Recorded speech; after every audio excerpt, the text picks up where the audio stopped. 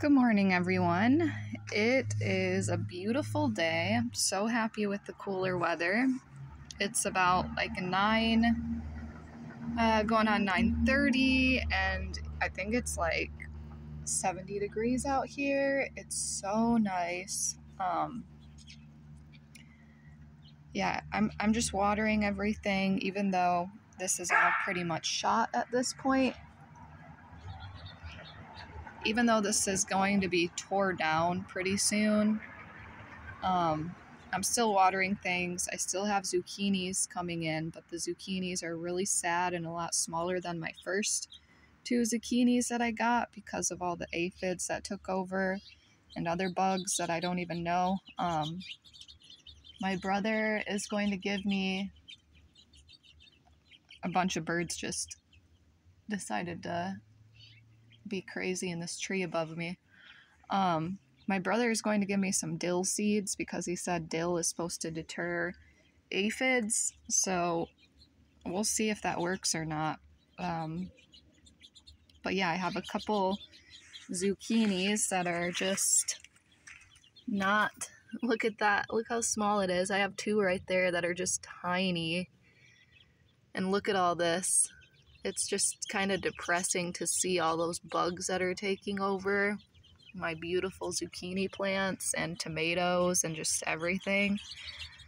I do have my butter lettuce now that's starting to go to seed or flower, which is cool because then I can get seeds from that.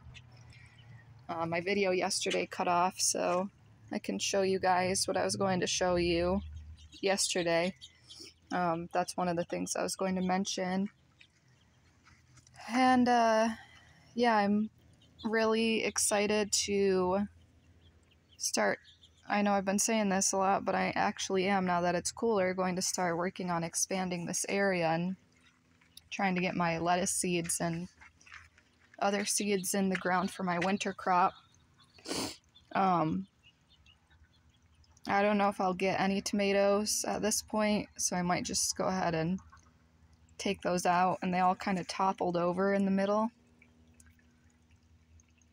So that's kind of a bummer, but I'm still watering them. I've moved my apple trees over here. This is like my tree area. So I have my avocado trees. Look at this. If you think your avocados are dead, your avocado trees, don't give up on watering them. Because I didn't give up on watering them, and look at, now I got new leaves coming through. That one's looking pretty good. Got more new leaves coming in. Lemon tree is looking pretty luscious. And these are my apple trees that I just had back there. I moved them over here so I could get a closer look and see how they're doing. The roots look really good in there. They're beautiful. Can't remember what kind of apples these are. Like one of these trees has this reddish looking stem, which is so beautiful, and this one doesn't have that. So I can't remember if these are the same kind or different. I thought they were gala apples, however you say it. I do have a Honeycrisp apple tree that's growing inside. And I'm sure these probably won't fruit, being in Arizona, because I don't think apple trees really grow in Arizona. They're more of a northern type Midwest tree. Just like a lot of the stone fruit doesn't really grow amazing here, although my brother did get a peach tree to take off, so he does have peaches every year, and that's pretty cool. My brother has also grown like berries. I think he has blackberries, but his yard is like a jungle, so he has a ton of shade in his yard, and it's actually, he has so many plants back there now that it's a little bit cooler, so I think that's why he's able to get things to fruit. Which, you know, look at me, I've got my mango crop. I'm hoping to line my walls with mangoes. And I did watch a video of a lady who planted a whole bunch of different kinds of mangoes and avocados, and they really took off. She said the 2 keys to growing things in Arizona is watering, of course, because it's so dry here, and compost. So adding nutrients into the soil, you want to regularly do that, and then you want to make sure you're watering every day. Lyra, hello girl. She's coming up behind me. She's coming up behind me and seeing what I'm doing. She's a curious, nosy doggy sometimes. Hey, you're ruining my avocados. So yeah, this is my little mango orchard. Let's see, I have 1, 2, 3, 4, 5, 6, 7 mango trees.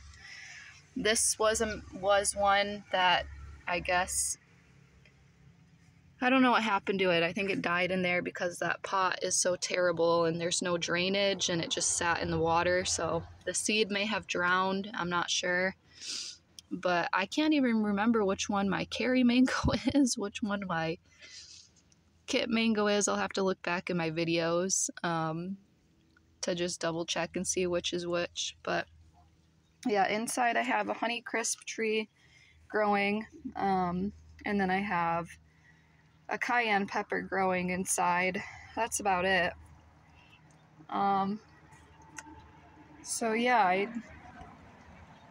next year for my pumpkins, what I'm gonna do different is prep the ground a little bit more, get some more compost into the ground, make sure I have a large area for them. I mean, I have all this area that I could use for my pumpkins, which is going to be perfect. And that way I can really take some time to prep the ground, because they sprawl out and they put runners into the ground. So right now the runners on this pumpkin plant are going into basically sand. So I can't imagine that. This plant is getting too much nutrients.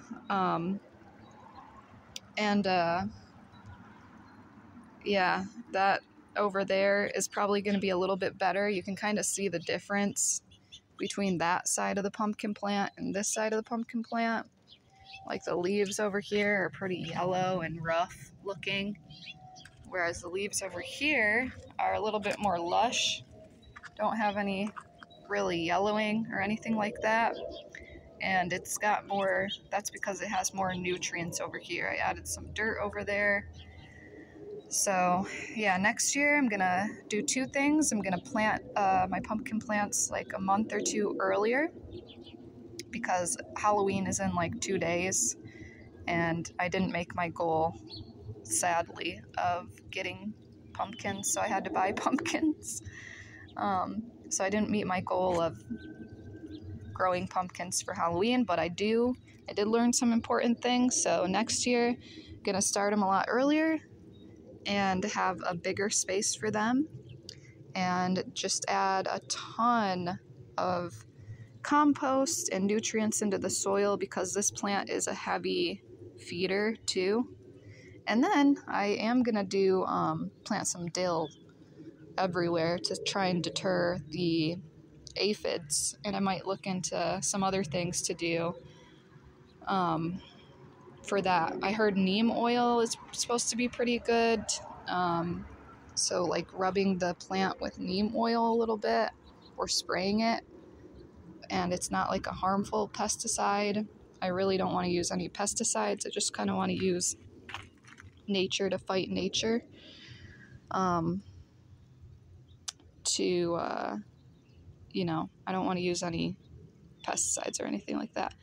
So I might also try and get some like praying mantis eggs and let them loose in my garden, so that I have an army to attack all these harmful bugs. Anyway, I'm gonna wrap up this video here because it's kind of long-winded and rambly, but I guess all my videos are.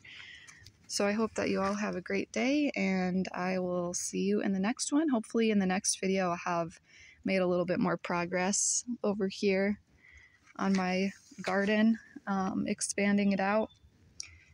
And it's just really hard to find the time because I am in school full time, and then I'm going to be starting a a job. I got a job, so I'm going to be working full time. And with kids, it's just not a lot of time to do things unless I wake up super early, which is what I'm probably going to end up doing. So yeah, stay tuned for that. I'm excited, and I hope you all have a great day, and I'll see you in the next one.